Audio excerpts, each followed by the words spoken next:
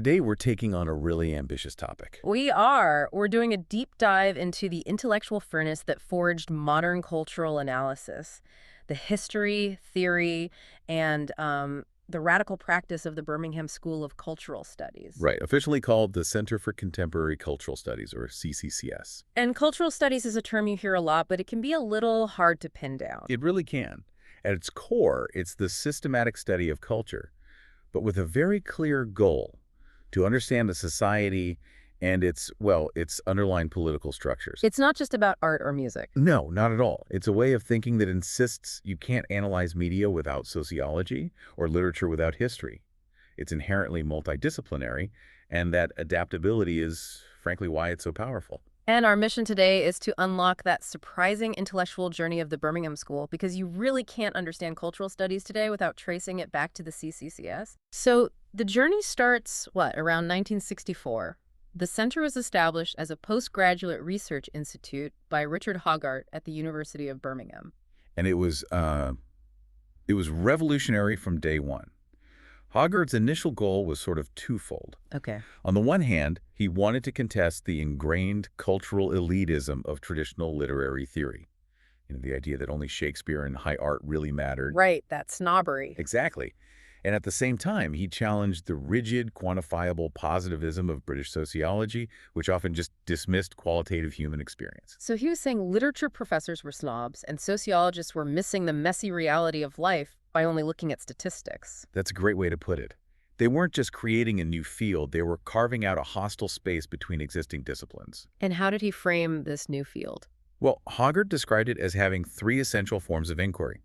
There was a historical or philosophical approach, a sociological one, but most crucially, a literary critical approach. So they kept the tools of literary analysis. They kept the rigor, yes, but they started applying it to things academics had, previously just ignored. And what was that initial core insight? What was the immediate focus? It all centered on a really radical reconceptualization of popular culture. Okay. Before Birmingham, things like pulp novels, fashion, pop music, tabloids, that was all just dismissed as mass distraction. The opium for the masses. Precisely. The Birmingham School came along and said, no, this is where the real drama unfolds.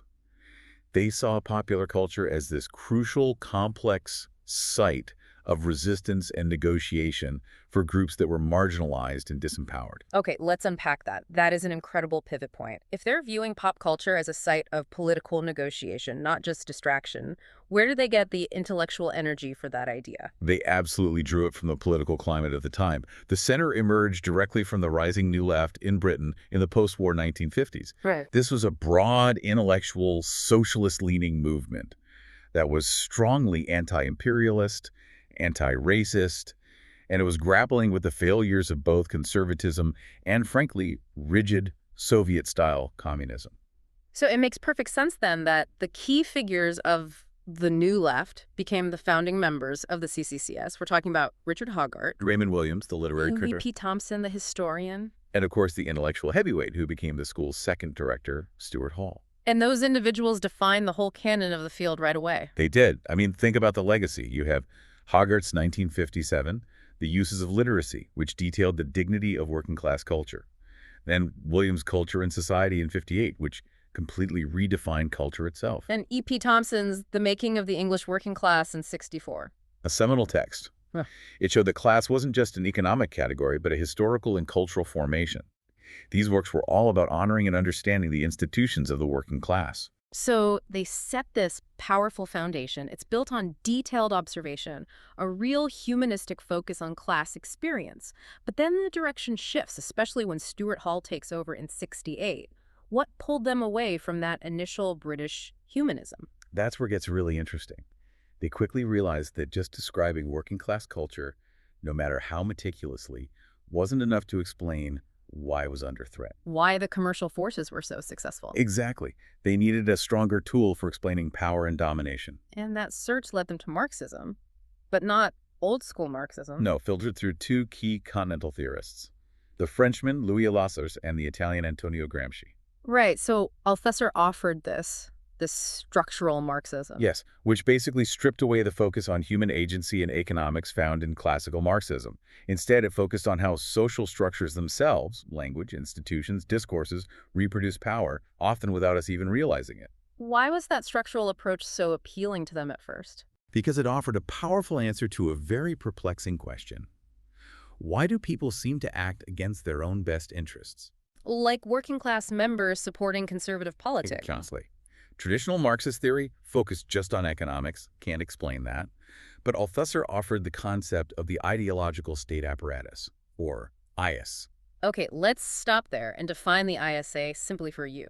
Think of it as the set of non-coercive institutions that subtly mold your behavior. It's not the police or the military that's the repressive state apparatus. It's the school system, the media, the family, religion. The things that teach you the rules of society. Yes, they teach you what's normal, what's appropriate, and that helps the dominant class maintain control. It's not brute force. It's molding the internal mindset. But if the ISA is so effective at molding people, where does resistance come from? It sounds, well, a bit pessimistic. That's the exact problem they ran into. Althusser's model was brilliant for explaining domination, but really weak on resistance. And that's why the critical pivot, the real engine of CCCS theory, became Antonio Gramsci. Gramsci is the key. Tell us about the context of his work. So Gramsci wrote the prison notebooks. While he was imprisoned by Mussolini's fascist regime in Italy, his task was to figure out how the fascist state held on to power when it clearly didn't serve the vast majority of people. And he concluded it wasn't just physical force. It was about leadership, the ability of the ruling class to lead society intellectually and morally. And this is what he called hegemony. Exactly. Hegemony is the process where ruling elites forge domination through ideas and culture that induce a kind of consent of the governed. They define what common sense is. But, and this is the vital part, it's not a closed system. That's the vital departure from Althusser. Gramsci argued this domination is never complete. It is always open, always contested by what he called counter-hegemonic forces. It's a constant struggle over ideas. And that concept must have just clicked for the Birmingham scholars. You mentioned the puzzle of why working-class Italians supported fascism. The equivalent puzzle in early 80s Britain was working-class support for Thatcherism. It was a perfect parallel. Traditional economic analysis couldn't explain that kind of cross-class loyalty. Gramsci's idea of hegemony showed that what people believed about their society, what they saw as normal or aspirational through media and culture, could override their immediate material interests. A total intellectual revelation. It allowed them to connect ideology, culture, and voting patterns in a new way. So this juggling act, Althusser's structure versus Gramsci's contestation, it created this internal tension at the school, right? Two different ways of working. That's right. On one side, you had the culturalist mode, which came from Hoggart, Williams, Thompson. They saw culture as a whole way of life and struggle. So ethnographic, descriptive work. Yes, almost anthropological. If you wanted to understand a subculture, you went and lived with them. And on the other side? The structuralist mode, indebted to Althusser, Barthers, Foucault. This mode saw cultural forms, a TV show, a fashion trend, as these autonomous discourses. They required rigorous semiological and rhetorical analysis. So focusing on codes, signs, and language, regardless of what people felt about them. Exactly. And the genius of the CCCS, particularly under Stuart Hall, was trying to use Gramsci as the bridge between the two. Yeah. You needed the rich description of the culturalists to see the lived struggle. But you needed the structuralists' tools to break down the hegemonic codes embedded in that culture. Precisely. The critical realization was that popular culture, even though it's often communal and self-made, was also the main carrier of domination. So hegemony emerges indirectly in everything from soap operas to pop songs. It's the water we swim in. It is. And Hoggart, the founder, captured this so perfectly. He said that competitive commerce becomes a new and stronger form of subjection because the chains of cultural subordination are both easier to wear and harder to strike away than those of economic subordination. That quote is chilling. So if those cultural chains are easier to wear but harder to break, how did the CCCS actually study them? How did they see resistance at work? That's where their methodology really shines. They knew they had to study the practice of resistance, not just the theory. And the most famous application of this was in their detailed analysis of youth subcultures. Let's get into case study 1, Paul Willis's 1977 classic, Learning to Labor. Right. Willis conducted this incredibly deep study. He spent years observing and talking to a group of working-class teenage boys, the lads. He focused on how their resistance played out in school and as they moved into factory work. And he found a really profound and, well, bleak paradox. He did. Their anti-authoritarian attitudes, their rejection of schoolwork, their mistrust of authority, it all established this incredibly strong internal class solidarity. It helped them cope with a social order they knew was designed to exploit them. But the paradox is that this resistance was the very thing that trapped them. Yes.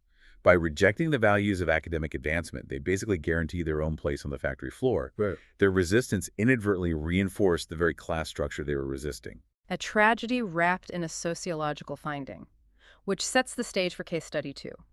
Dick Hebdige's 1979 classic, Subculture, The Meaning of Style.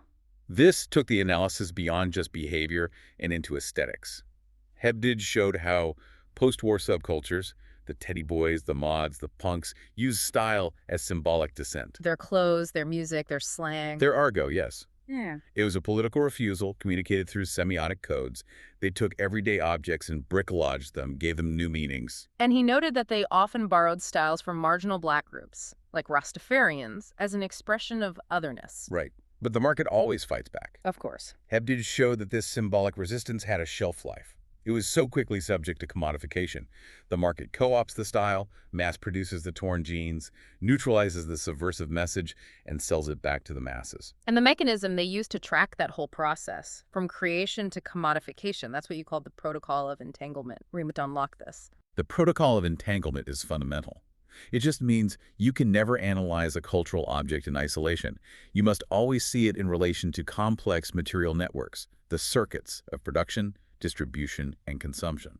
Give us the concrete example. Hebdige used the Citroën DS19 car. Okay, so if you want to understand the car's cultural significance, you can't just look at the final machine. That only tells you about consumption. The protocol demands you define its significance as the sum total of all choices and fixings made at every single stage.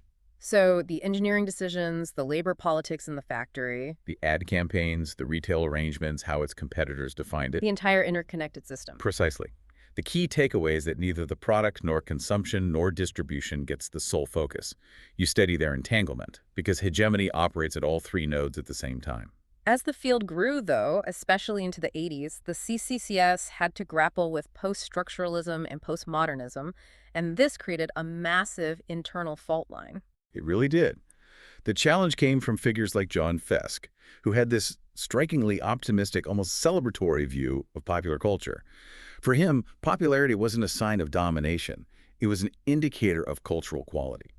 So he shifted the power. He was basically arguing that the power to make culture popular is in the hands of the audience, who are active producers of meaning. Correct. And this ran directly against the traditional critical stance of Birmingham, which was always skeptical of capitalist media. And Dick Hebdige, who documented the co-option of punk, became one of the most vocal critics of this postmodern sensibility. He targeted things like The Face magazine, right, for blurring high and low culture. He argued that this liquefaction of reality, where everything was just style and meaning became fluid, led to solipsism and, ultimately, political resignation. His phrase was powerful. He said this culture capitulates symbolically to the empire of signs, becoming what he called hyperconformist. Hyperconformist. That word tells you everything. It suggests that by celebrating the fluidity of culture, you're erasing the political tension you need for any kind of real critique. And this reveals the core conflict.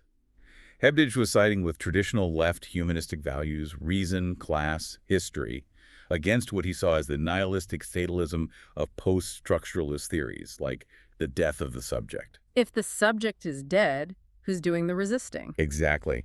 And if history is dead, how do you trace domination? It undermined the moral authority of their entire critical project. And yet, despite this global legacy and deep theoretical impact, the physical center eventually closed. Yes. In 2002, following a surprisingly poor score in the UK's research assessment exercise, the RAE, and compounded by years of suspicion from conservative university management, the university proposed to shut it down. And despite worldwide protest, it was shut down, but the end of the building wasn't the end of the movement. Not at all. The intellectual approach is far-reaching. It has fundamentally changed how we study media, literature, sociology, political theory. The credit for bringing these issues of culture and domination into public debate still lies squarely with the British school. So what does this all mean for us today?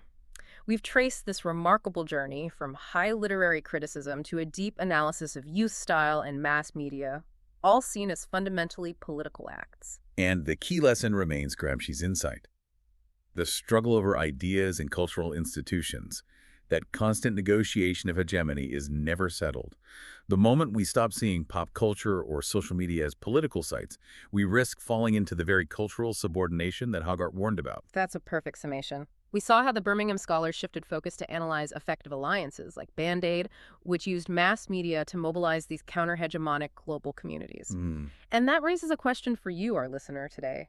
In our digital landscape, where the production and circulation of meaning is faster and more individualized than ever, as John Fiske optimistically theorized, are we primarily creating sites of genuine collective resistance? Or are we just multiplying the channels for the commercial bourgeoisie to institute a newer, more integrated form of cultural subordination, confirming the very fears Dick Hebdige raised about a hyper-conformist culture that drains all political meaning? Something for you to mull over next time you're deciding what to watch or what to share. Indeed. It's a battle that continues in every swipe and every like.